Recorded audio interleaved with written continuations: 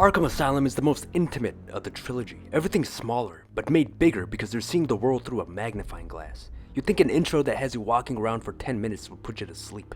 But here it actually sucks you in like a vacuum. From the fantastic voice acting, to the somber music, to the gritty environmental design, to the close-up of Batman's chiseled physique, to Officer Buck's big bald head. Everything comes together to create this transportive experience. You're quickly given reins and start punching dumb, bald-headed bozos, effortlessly bouncing from doofus to doofus like a ricocheting bullet. Each goon eats one punch at a time before collapsing to the ground, until they get back up and eat a few more punches and finally get knocked the fuck out.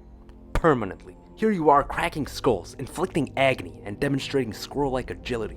You're just pressing two buttons on the controller, but the fireworks happening on screen make you feel like you're doing something a little more like this. The game excels when it comes to keeping a firm grip on your loins the entire way through.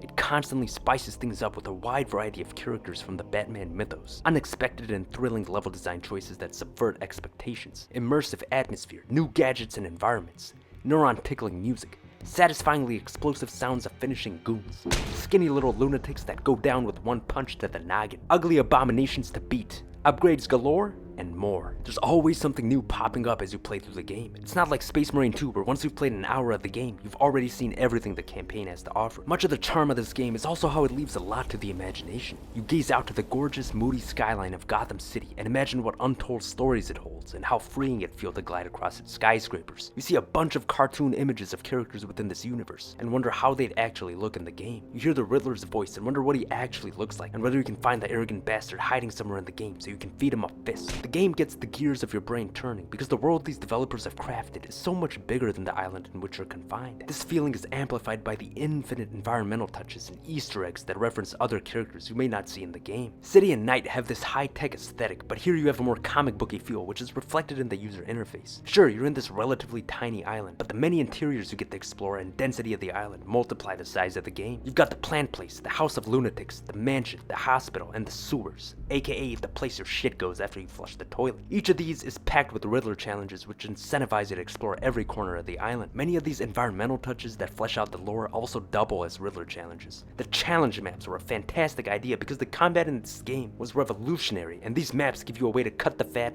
and exploit either the combat or stealth while also increasing the game's replayability. Everywhere you go, you'll hear commentary from the most relevant evildoers, which makes the world feel more lively than open world games filled with coconut NPCs ever could. You also hear the regular old goons bantering about, talking about this and that, making the world feel real and lived in, even though none of it's actually real at all. It's all fake, made by humans like you and I in a building somewhere using computers. For us, it's fun to play, but given the top-notch quality of the game, it was probably a nightmare to make. Everything in this game is story-driven, which is why everything you do here feels purposeful. You don't figure out where to go by looking at a waypoint on the map placed by the developers, but by following the trail of somebody that'll lead you to where you need to go.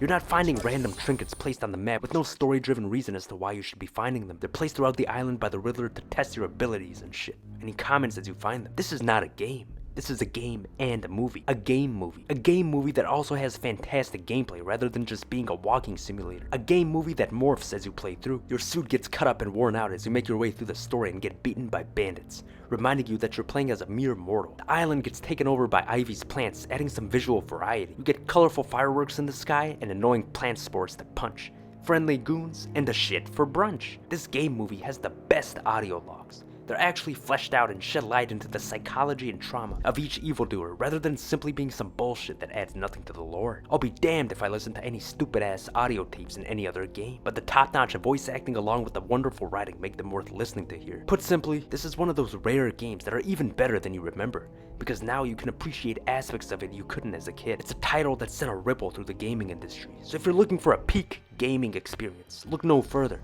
because it really doesn't get any better than this.